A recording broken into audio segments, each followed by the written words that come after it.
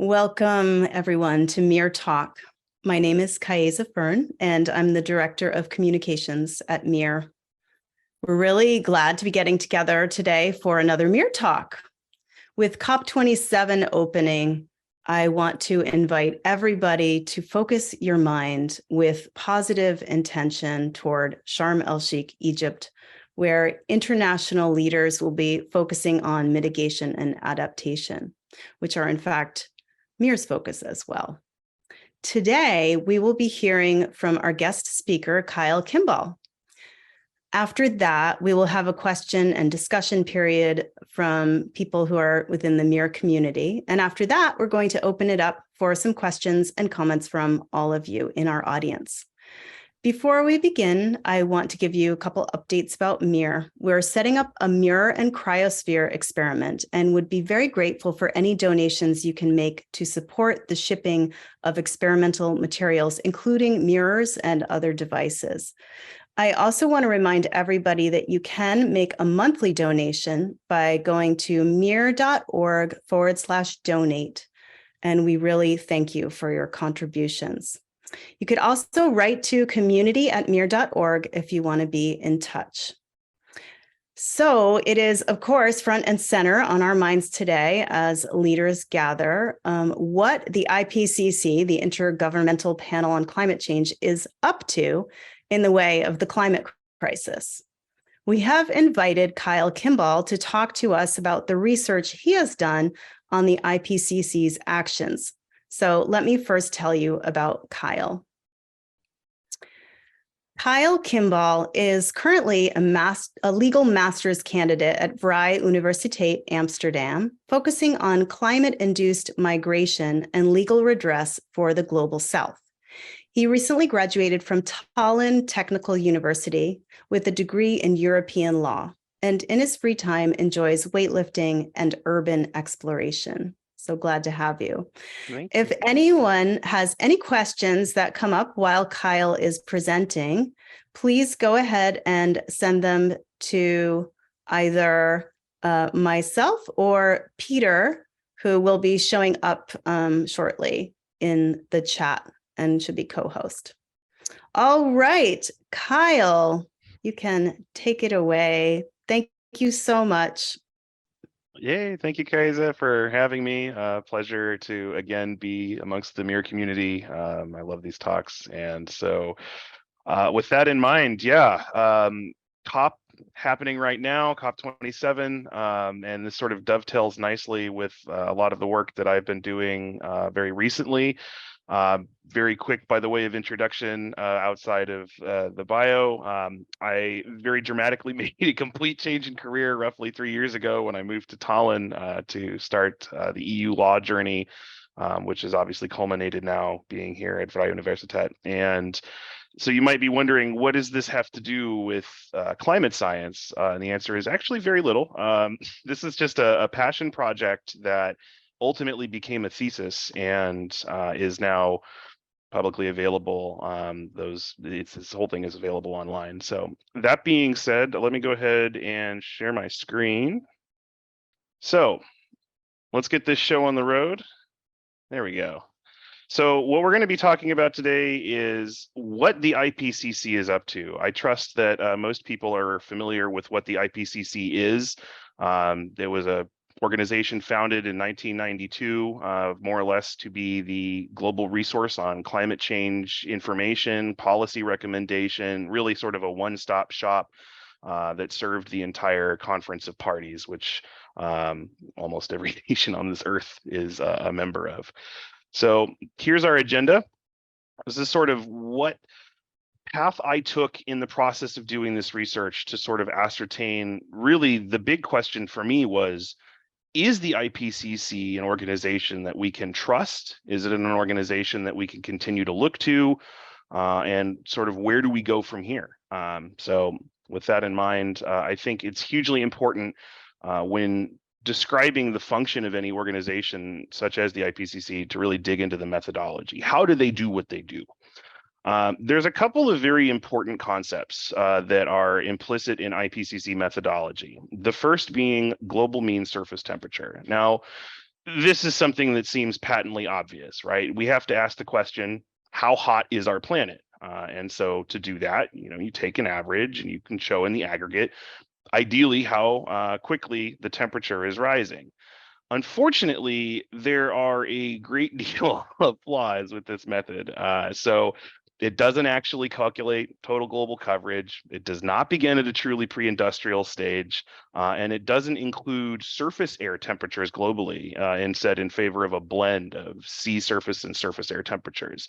Now, it makes sense why this would exist, right? Because it's an issue of complexity. A primary reason it's here is because to do something better would require, more energy, more comprehensive systems, more processing power. But the cost in terms of data, I think, is something that we just can't afford to miss out on. And as you can see, there's a 40% overestimation of allowable emissions in assessments that have been provided to policymakers. Even worse, you can see here in the third point, in terms of the flawed metric, where they're using a model that reported from 1998 to 2012 that there was a hiatus in global warming, and it cited this model, the Hadcroft-4 model. Obviously, this wasn't the case. There was no hiatus. The reason for this error was the incomplete spatial coverage, which frankly does not account for Arctic temperatures. So those are temperatures that we know are rising 4 times faster than anywhere else on the planet. Interestingly enough, the 6th assessment report, which was just released, only reported a 2 times rate of increase. So big issues here with just this one core component. Secondly, we have equilibrium climate sensitivity. Now, this is also something that seems pretty basic. You have your global mean surface temperature, right? So then you take that and you check how the temperature then increases if you double the amount of atmospheric carbon dioxide. The problem is that this concept also is exclusive of a number of feedback loops. And so feedback loops are things wherein if you hit a certain point, it's just going to keep going. So you hear phrases like runaway climate change. These are predicated basically on things like these feedback loops. So permafrost melt, can the ocean continue to absorb carbon? Can the world's forests and biomass continue to serve as a carbon sink? How much longer do we have before we have no ice shelf whatsoever? I mean, you probably heard about what's happening with the Greenland ice sheet.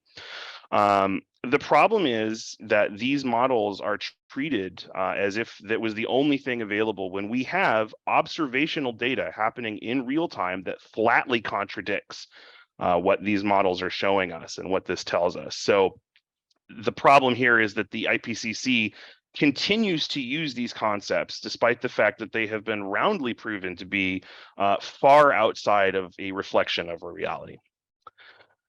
Another issue that we have is how the IPCC chooses data sets. So sort of what are they basing all of their reports on? And I think that this example is particularly galling. So in 2007, that was where the runaway melting of Arctic ice began. 2014, that was when the 5th assessment report was released. They didn't include models which described what was actively happening 7 years prior, and instead just chose a model that stopped at 2005. Your guess is as good as mine as to why that was the case. The 4th assessment report also unable to predict these changes. This would be understandable, but there had already been a study 2 years prior describing how these melt levels had already surpassed what the model suggested was possible. And as a result, 2012, we had a near complete loss of Arctic sea ice. So the IPCC is here holding on to data sets that are very clearly outdated. They flatly tell a different picture than the one that we can observe. And they claimed indeed in the 5th assessment report that a blue ocean event, which is when there is no sea ice in the Arctic during the summer, that was only possible in their worst case scenarios. And here we have this happening regularly now. This is an issue. Another data set that's a huge problem is the idea that the implications of climate change have a negligible effect on economic activity. We're going to talk a little bit about Dr. Nordhaus throughout this piece. This is a man who, I don't know if you may be aware, in 2018, he won the Nobel Prize for Economics. Little background on that. not a real Nobel Prize. The Nobel Prize in Economics was invented by economists to pat themselves on the back for creating what they thought to be an objective science. I guess they felt left out. So he won that. His work has been instrumental, essentially, in downplaying climate change, and it's hugely influential at the IPCC at a number of levels. The first here is that the flat assertion that functionally 90% of the United States gross domestic product would be unaffected. Now, you can look at this chart. This comes directly from a table from the paper that he wrote in 1991, which, by the way, from 1991 to 2014, this was never challenged. These assertions were implicit throughout IPCC methodology. If you look at this chart, this shows you the value of these sectors, what percentage of the GDP they are, and he considers each one of these to be something that isn't going to be affected. And you can tell because it takes place indoors or underground. It does not take a scientist to understand that things like manufacturing, that things like being in an office building, those are of course going to be affected by climate change because of the resource cost involved in maintaining our civilization, which increasingly becomes difficult. At the bottom, you can also see that the lead coordinating author of the second working group, the IPCC, functions for these assessment reports in little working groups that each have their own focus. This was headed by Dr. Toll. He is on the payroll of a climate denier organization. He is also the developer of a model called FUND, which is one of the 3 models that the IPCC uses to describe the effects of climate change and provide policy recommendations. Fun fact, there was an exchange between him and some astrophysicists where they said, Dr. Toll, do you mean to say that a 7 Celsius degree rise over global mean surface temperature would be manageable? His response was, well, simply move indoors as the Saudis have. I don't think any of us need reminders as to how absolutely preposterous that is. So the big thing here, the models. We've been referencing these throughout already. There are 3 models that are used. We're going to focus on DICE, the Dynamic Integrated Climate Model. This was something that was also developed by Dr. Nordhaus. It has been worked on multiple iterations since then. It continues to serve functionally as the background. The problem is that it has all of these blind spots because what it seems like it is there for is to fundamentally justify the assumptions of neoclassical economics as opposed to actively describe the reality that we live in. Some of these blind spots you can see here. It doesn't include tipping points. There is symmetry and damage predictions. It is absolutely absurd that you would have a model that describes the implications of a 5 Celsius rise in temperature as being same as a 5 Celsius decrease in global temperature. Impact of climate change on natural capital. Finding a balance. So in terms of what it suggests, this model as the optimal balance in order to get us to a point where we can start actively working against climate change. It suggests that a 3.5 Celsius degree rise in global mean surface temperature is where we want to be. There's a bit of a problem with that. So the last time that the Earth was at a 3.5 C rise was at the Pliocene era. This was 3.2 million years ago, and sea levels were anywhere between 6 to 20 meters higher than they are currently. So what this model considers as optimal basically guarantees vast swaths of the globe will be uninhabitable by virtue of wet bulb temperature, sea level coverage, poisoning of freshwater resources as a result of seawater infiltration, massive and unpredictable weather events. This is not a world that we want to live in, and this is the model that the IPCC says we should be trusting. So quite an issue. The reason I think why this is allowed to exist is because, as even the IPCC admits, the foundation is not climate science, but neoclassical economics. What does that mean? So this relies on what's described as the general equilibrium theory. Now, it's very difficult to model adaptive systems, very complex interdependent systems. So the idea is that there's all these market forces, and the forces of supply and demand will lead to an equilibrium. Now, in terms of climate change, that relies on what's called the social cost of carbon. how much does it cost to put a ton of carbon dioxide into our biosphere? All three of the models that are used are predicated on the social cost of carbon, and there's some problems with that.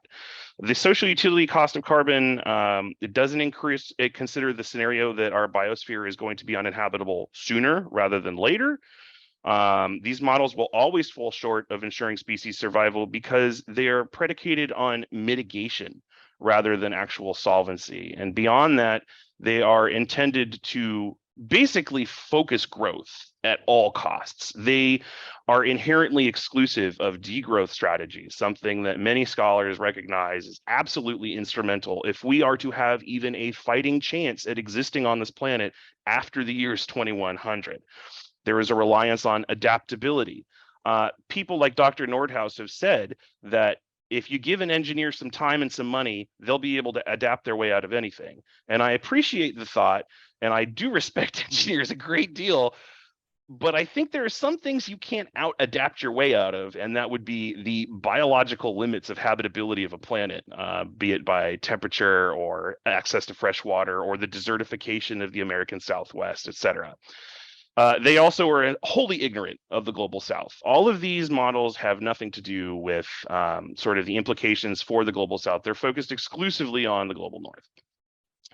So outside of that, outside of these issues, there is also the issues of representation. And that breaks down into two parts: composition and knowledge hierarchy. So the question is, who is actually combining, or who is the source of all of this research? Who is this coming from? Who's telling these stories? Who's building this narrative? And then what taxonomy of knowledge, what hierarchy there is being used to substantiate those claims? So the first thing that becomes abundantly clear is that all of this comes from the global north, English-speaking Western academics. There is an exclusion almost entirely of voices from the global south, the countries that most acutely experience the effects of global warming. It's something that we know is endemic to academia. This also carries through for the representation of female voices. You find that female voices are dramatically underrepresented. There are, of course, institutional barriers in academia, which the IPCC does not take into account. Many women report that their inclusion in the IPCC, they are told by other members, other scientists, and other coordinators of working groups that they are only there because they are women. And so this has a chilling effect on the desire of women to even be included, knowing that they're going to be the subject of discrimination. And obviously missing out on those voices is something that we just can't afford. That also goes true with the type of information that is included. So, for example, the idea, as you see from Dr. Stephen Yearley, that the IPCC frankly disregards anything that is not economics insofar as the soft sciences are concerned. The problem is that while it's all well and good that we can build these models, we can run the numbers, we can do the math, if we don't have someone telling us what the human and non-human cost is and what we should prioritize and who we should actually be thinking of, then what's the point? So we see, for example, an absolute exclusion on theories of degrowth, which is something that is absolutely critical if we are to even stand a fighting chance as a species of not being extinct within the next 30, 40 years. In terms of communicating this catastrophe, they are also very bad. So probability is something that I think we all understand is very specific. It's tied to us. And so when the IPCC uses verbal descriptions of probability, this is something that is likely, this is unlikely, that's not culturally homogenous. Those are things, so the person in Indonesia, a person in Bangladesh, a person sitting here in Amsterdam, we all have different understandings of probability and likelihood. And so that's something that the IPCC is aware of, that has been repeatedly pointed out over the years and frankly just refuses to address. Part of this can be a feature of what's called the plenary sessions. And a lot of people don't know this, but in these sessions, which have been a hallmark feature of the IPCC since inception, there are these summaries that are provided to lawmakers called SPMs. And these SPMs during these sessions are provided to government representatives, and in a line by line fashion do they cover this report. And during this, the representative has the ability to make commentary, to request edits, to sort of nudge and distort whatever's happening to operate in their nation's best interests. So it really is unsurprising that things would be the way that they are, given that parties that are most interested in the production of fossil fuel, rentier states, places even like the United States, which is fast becoming the largest producer of fossil fuels, at least this year in its history, they're going to make changes that benefit them. Where does this leave us? How does this implicate or impact actual policy? So there's a number of things that we can look to. I think the first and most galling, the most egregious, is probably the Paris Agreement, which is an absolute failure. And there's no way to sugarcoat it. Not a single country has met their obligations. Not a single country is even close to meeting their obligations. And there's two reasons for this. Obviously, first is the genuine willingness of the G20 and generally global North countries to actively stop making money, right? To refuse to have that growth-oriented mindset. Secondarily, actually, this is kind of funny. The current IPCC chairperson is a guy by the name of Dr. Ho-Sung Lee. He's a doctor not in science of climate science, but of economics, and his first postgraduate job was with ExxonMobil. So this is the man who is sitting in the top chair, if that's any indication of where their intentions lie. But the problem here with the Paris Agreement is that it is tied to the IPCC. So you look to Article 4, Paragraph 2, signatories have to create these nationally determined contributions, which are just promises to make less emissions. And then those are shared every 5 years with the Framework Convention Secretariat. And then in the guidelines that they have to follow to do that, they have to account for anthropogenic emissions and removals in accordance with methodologies and common metrics assessed by the IPCC. So they're literally tied by treaty to follow the guidelines that are provided by the IPCC, which we already know are they're not reflective of reality. They present a far rosier picture. This was also previously codified within Article 9 of the United Nations Framework Convention on Climate Change. So there was something called the Subsidiary Body for Scientific and Technological Advice. Their job is to provide information to help out the Conference of Parties. And that comes from, quote, existing competent international bodies. This treaty was signed in 1992 or drafted.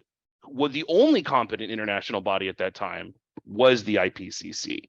So since the very beginning, the IPCC has been centered as the one place that by law, if you go by the Vienna Convention, nations are obligated to adhere. And so given if there are any issues with the way that the IPCC does things, then this is going to bleed into literally everything else that is made as policy. Amongst them, for example, the Sustainable Development Goals, which additionally have been an abject failure. There is only one of those goals that directly deals with climate change, and that's Goal 13. And it has a little asterisk on it. And what that says is that we need to acknowledge that the UNFCCC is the primary international intergovernmental forum for negotiating the global response to climate change.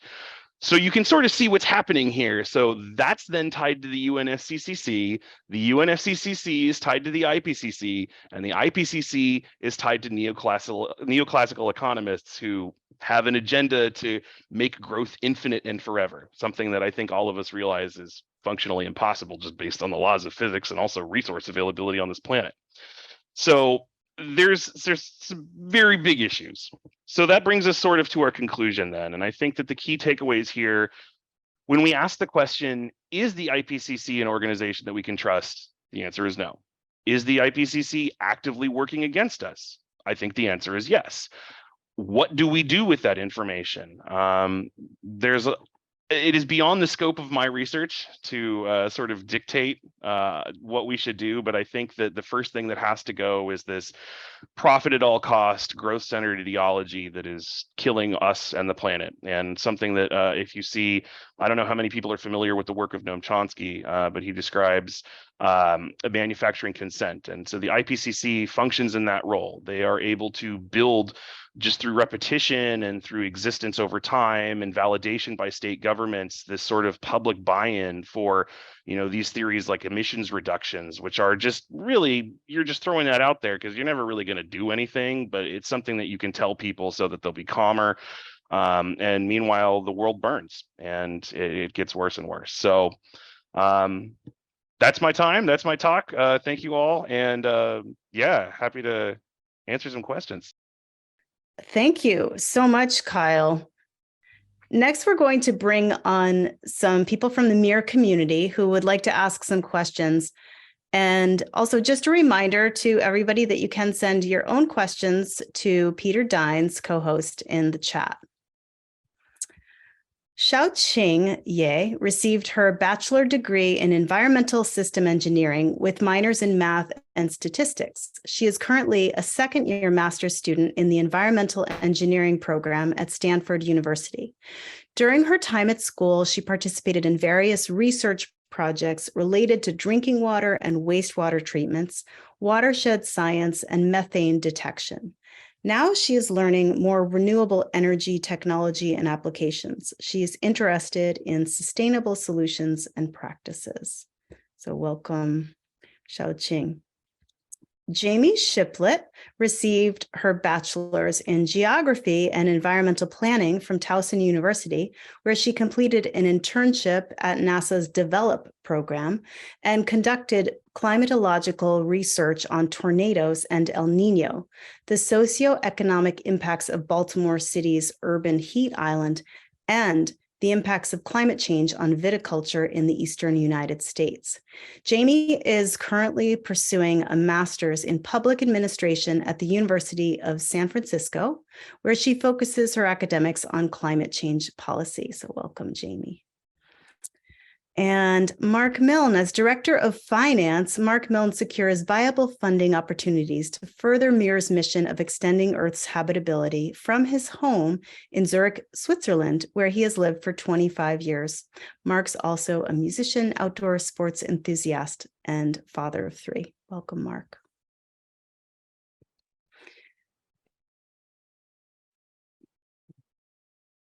Okay, thank you, Cassia, for the introduction.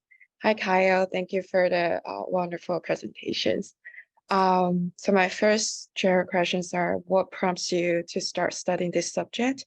Had other critics of the IPCC process inspire you, or did you discover the various shortcomings as you start to study the IPCC report? Do you remember the moments when it started to click for you?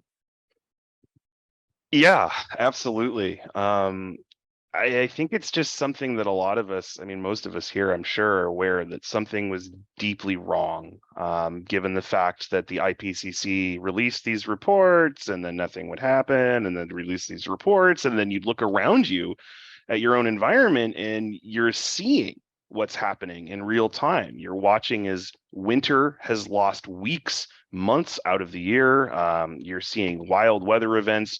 I'm from the West Coast of the United States, so we're burning pretty much all the time now. And before I had moved to Estonia, the forest fires that were choking Seattle, where I was living, were absolutely unbelievable, and they've only gotten worse. And so as this is happening, I'm generally motivated by a fair deal of antipathy towards the architects of our extinction, and I wanted to look into whether there was a greater conspiracy. I'm just a curious kind of guy, and turns out, yes, there was, and it was that the IPCC seemingly was created, maybe not with the express purpose to minimize the effects of climate change. I think it probably started innocently enough, but being as it is an organization that operates at the mercy of large growth-motivated countries and exists on their donations, I think it was only natural that at a certain point the cause would be perverted and then hijacked by the people whose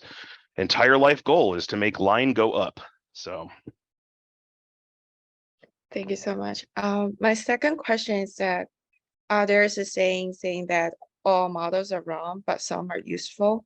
Even though the operations of the IPCC has been influenced by politics and economics, IPCC integrated assessment models might still be useful still provide some useful information in some aspect, but how much do policymakers really rely on the IPCC reports to make policy?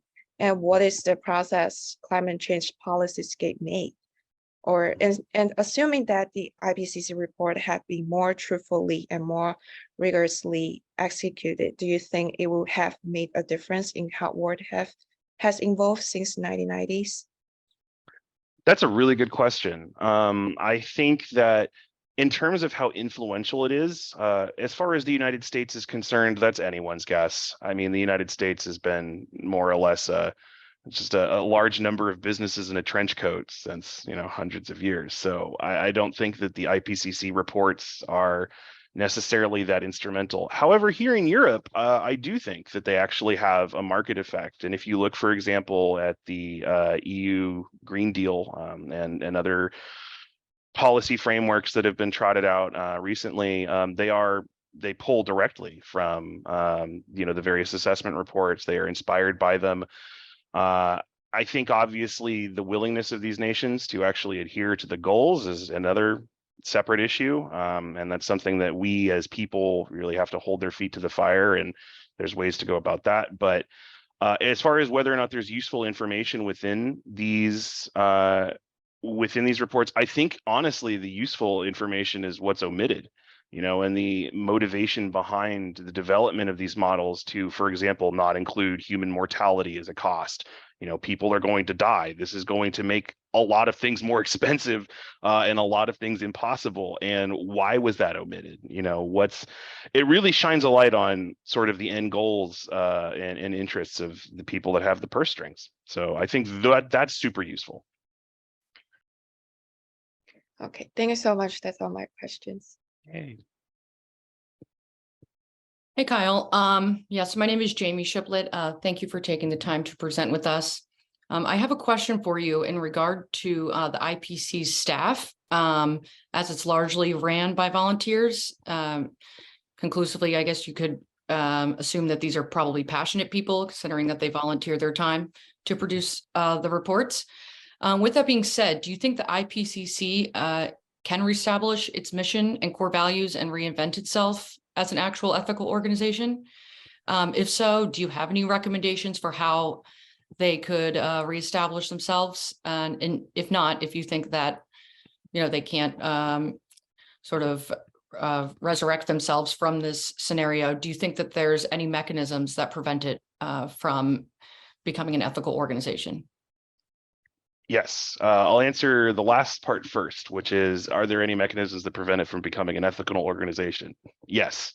I think the answer to that is growth-focused ideology and the fact that Western nations have created this system of expropriation where they require the global South to be in a state of abject squalor so that there is the cheap labor so that we can all enjoy the things that we enjoy. And that is a precursor. I mean, not only in terms of just how we conceptualize human beings as valuable, but also institutionally in the way that these policies are built to sort of preserve a status quo. I mean, now being a refugee attorney, it's something that I look at a lot with regards to, the externalization of border control regimes and the fact that Europe now has $1 billion mandate for its border patrol to turn the Mediterranean into a graveyard, and they're spending tons of money, $5 billion, on the EU Trust Fund for Africa, which is largely just there to keep people away, right? So these are the biggest obstacles.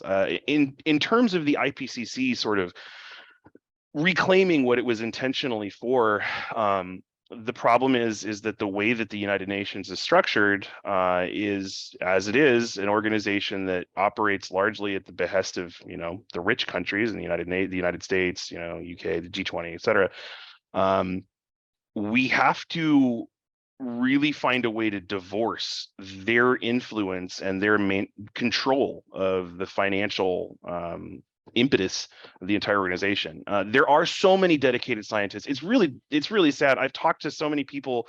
I was recently talking to somebody that was a member of the Sixth Assessment Report, and they prefer to remain anonymous. And they had said that they would never go back. They would never do it again. And it's just because they choose these papers and they care so deeply, and then they just watch get filtered through this corporate mouthpiece that basically exists to maintain the primacy of fossil fuel. And I have to imagine, as somebody whose life work has been spent, studying the science, just devastating. So it's not outside the realm of possibility, but there's a lot of really large institutional obstacles that need to change, and they needed to change yesterday. Right. Okay. Yeah. Thanks for your answer. I really appreciate it. Yeah. So as Kaisa mentioned, I'm in a policy program at the University of San Francisco, and I have used the IPCC's reports to conduct analyses, particularly a cost-benefit analysis on climate mitigation. So my question is in regard to accessing reliable climate data outside of the IPCC. So I guess as your research asserts, the IPCC has intentionally hobbled its methods and presentations of climate data and essentially caters to those who have the most to gain. So this was kind of discerning for me as an individual, and I assume probably discerning for other people on this call. So I was wondering if you, from your experience, have you discovered a alternative resource or organization that publicly provides climate projection and recommendations? If not, what is your assessment of how much a new organization could and should emerge? I think it would be great. And I think that organization, I mean, the problem is that we live in a world where everything is run by money, right? And so to operate and to have the distribution network, you would require resources to make that happen. I think MEER is doing an incredible job. I think that the debate around solar radiation management and albedo are really good. In terms of finding another organization, though, right now, it's tough because even if you look at the university level, as I'm sure you found, a lot of these programs are funded by fossil fuel organizations like British Petroleum and ExxonMobil. And, you look at these college programs, and there was one that recently opened, I believe, at University of Texas. And if you start looking deeper, and it's like, and funding provided by like ConocoPhillips, and it's like, okay, there it is. So what I found for information, at least to stay personally above, sort of aware of what's happening, is you kind of have to go to the source. There are a lot of people that are doing a lot of really great research, resources like Google Scholar and, whatever other tools that your academic institution has. Those are great. It's dense. For example, for me doing this research, right, I don't have a background in, advanced mathematics. I've taken biology, I've done chemistry and all that, but I'm not an expert. I didn't major in it. So it's really difficult material to get through, but there are increasingly a lot of scientists that are trying to scream from the rooftops in ways that are understandable. And I agree, it's hard to find those voices, but they're out there. And one thing I'd recommend, you can go through this thesis, please, like look at the sources, the things that I've referenced, and a lot of those are really, really cool people doing good work. Okay, thank you for your answer. I appreciate that. Thank you. Hi, Kyle. Thanks for giving us your great presentation there. I'm just going to ask you one question.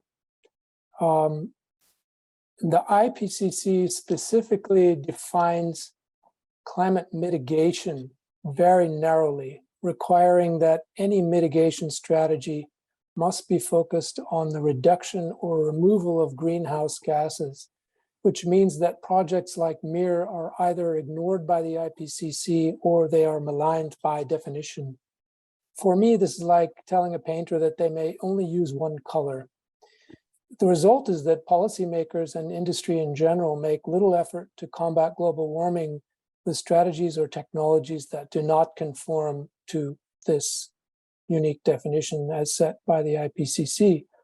When we look around, we see the IPCC's definition reflected in every popular attempt to combat global warming, from emissions reduction to direct air capture to planting trees. In your research, did you find evidence that people, scientists, for example, had been critical of this choice by the IPCC to define climate mitigation in such a narrow way? Oh, absolutely. Absolutely. And it's another one of those things where there's so many voices that are calling out for a change in the way that this definition is created and all of the things that it controls. I mean, mitigation is great. and it's important, but the way that it has been defined by the IPCC, you know, just through emissions reduction, we need a multiplicity of strategies. And yeah, it would be great if we could reduce our emissions. But I think that the reason why that's included is so that they can basically hand wave and say, hey, we're doing our best. Sorry, guys. Then it makes it frames the debate between economy. They can make the argument like, hey, you're going to lose jobs, and then what are we going to do? And it necessarily excludes pathways that would challenge all of the underlying assumptions of that mindset. And so there are a great deal at one part in the thesis sort of cover how, you know, degrowth is something that is excluded, and the work that MEER does, yeah, absolutely. Not even a part. I would be surprised if at COP there were more than a handful of people who were going to be heard, that were really towing the line, you know, and really getting the word out there. Because the work that MEER does, I mean, it's simple, it works, it's something that is going to change, you know, at least buy us some time. But since it doesn't benefit, you know, the parties, I mean, what was it at COP26? The largest delegation there was fossil fuel lobbyists. If they were a country, you know, the biggest country in attendance would have been oil. So yeah, I think that, you know, and things that happened during this call, I think are indicative of sort of the way that MEER is rubbing people in power the wrong way. But all for it. Let's keep doing it. All right, thanks a lot. Yes, thank you. Thank you all for your questions. And now we are going to open it up to our audience here. You can send your questions to Peter Dines in the chat. And we do have one question already.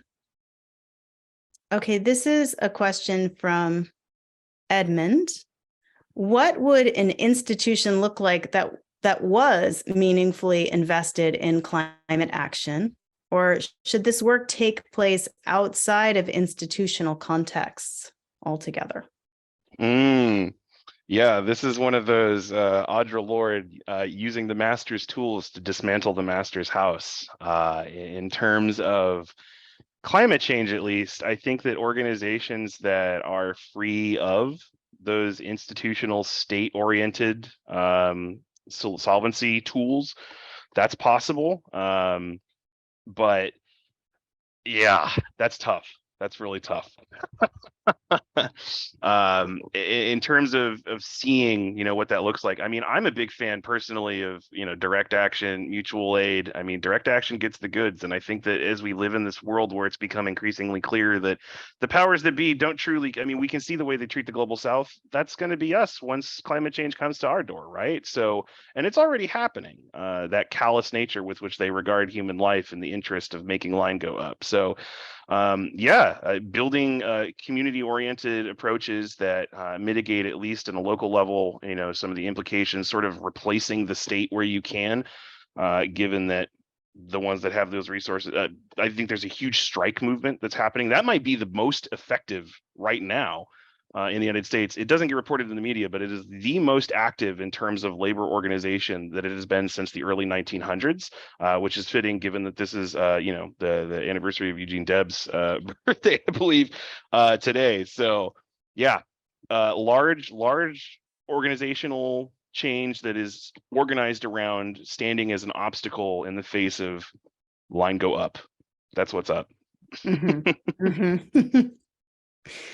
Okay, here's a question. We are told that scientists are behind the public papers and messages of the IPCC, but also that representatives of the 195 UN nations have a say as well.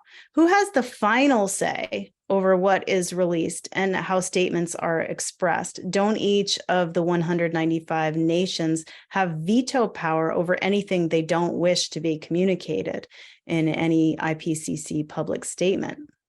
Yeah, I mean, that's what the plenary sessions are for, right? And it's really sad because, you know, the way that the IPCC functions, a lot of people have this misconception that they're the ones that are actively, you know, sending people to the Arctic to track, you know, temperature changes and sea salinity and all of that. It's not. There are authors that are selected, and then they look at available research, and then they pick that research, and then they use that to form the basis of the research that they see as valuable. They use that to, build their case, like this is what's happening. Then that goes through the filter of the lead coordinating authors for the different working groups. As we mentioned in the paper, Dr. William Toll, who is an active climate denier, was the lead coordinating author, so he has a say.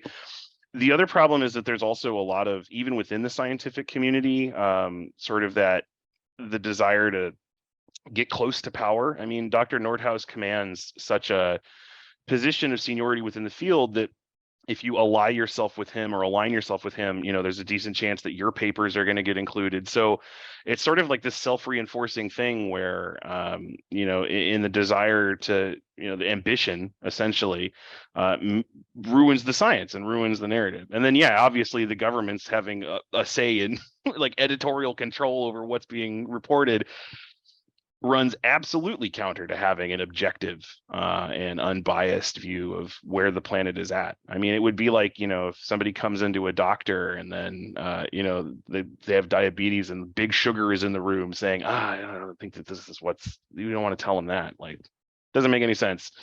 The police can't police themselves. It doesn't work. Right. Okay, let's see here.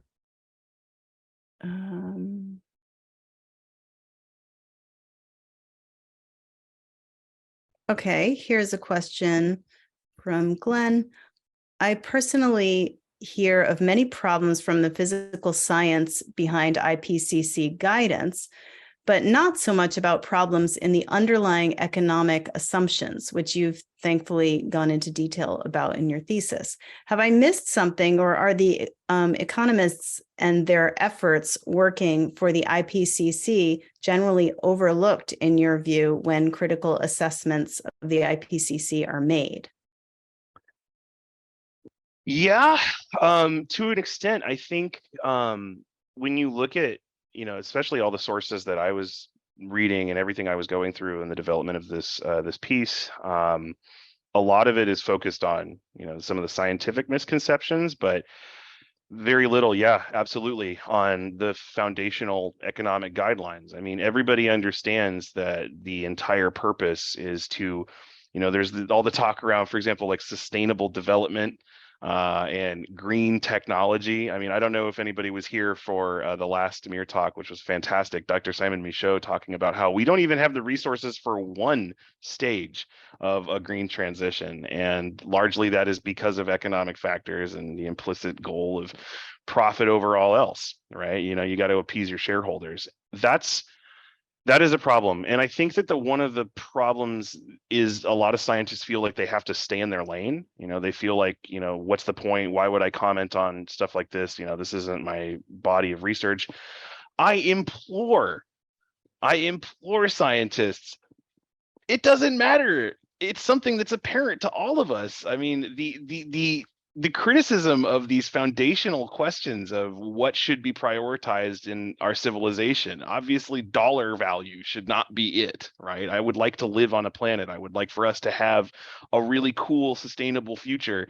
And those conceptions are, those presumptions are going to make sure that doesn't happen. And soon, very soon. Yeah. Okay. Here's a question from Jen. As somebody who is interested in working on the indigenization of knowledge in regards to climate change, what are your thoughts on working with federal and state entities in sharing data? I think it's a must. I mean, because here's the thing, right? Groups like NOAA, the National Oceanic Atmospheric Association or Administration, there's so many great people there, and they work really closely. I'm really Seattle biased, but they work really closely with indigenous populations who are empowered by the state of Washington and the federal government to really manage like salmon runs and, the quality and health of our waterways, because their knowledge is something that has existed for thousands of years. And in terms of cooperating with the federal government, you have to. I mean, because at the end of the day, a lot of these things operate on grant basis. Where do you get your funding from? So it's filtered through there, which obviously is unfortunate because that's always based on political winds, if things change one direction or the other. And even then, I mean, most of it just is in service of, the corporate oligarchs. So yeah, I don't think there's anything wrong necessarily with sharing data. I think that it's just important to stay centered and know what you're doing, and try to be as true to the mission as you possibly can be. Given all of these restraints that unfortunately we live in this world where things are the way they are, but they don't have to be. Yeah, well, it's so important we educate ourselves about what is really going on. There's everything is at stake. So we want to thank you so much, Kyle, for coming on today and for all your research that you've shared. So it's been really good to have you on a MEERTALK again. It's a pleasure. Thank you so much. Thanks for everybody for participating. It was great talking to you. At MEER, we are working to educate the public while also developing a solution to the warming on the planet. We want to invite you to keep learning about Earth's energy imbalance and about climate science on our first principles and FAQs pages on our website, meer.org. And here at MEER, we're an almost 100% volunteer staff with only a few paid student researchers at the moment. So please consider making a monthly donation of any amount if you've enjoyed being here or gained something from our MEER Talks on the YouTube channel. The donations do help to fund materials and sensors for solar reflector field experiments, basic expenses for researchers, and also adaptation equipment going to communities that are adversely affected for thermal heating. And you could also tell somebody about MEERTALK if you've been here today and you learned something. We hope to see you all again next month on Sunday, December 4th, when Ugochi Anyaka Uloagbo will be featured. Ugochi is an environmental journalist and filmmaker. So please keep December 4th on your radar screen. Thank you all so much for coming.